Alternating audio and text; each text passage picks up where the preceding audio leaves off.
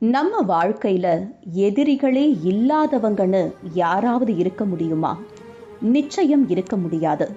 நிழல் மாதிரி நம்ம கூடவே வர ஒரு விஷயம்னா அது எதிரிகள் தான்.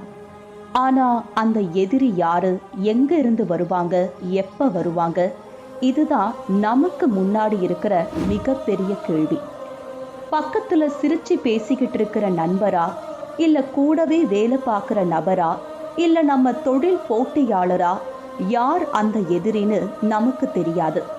இன்னும் சொல்ல போனா எதிரினா ஒரு மனுஷன் மட்டும்தான்னு நினைச்சுக்காதீங்க. நமக்கு வர ஒரு திடீர் பண நஷ்டம் கூட ஒரு எதிரி. நம்ம தொழில்ல வர ஒரு முடக்கம் ஒரு எதிரி.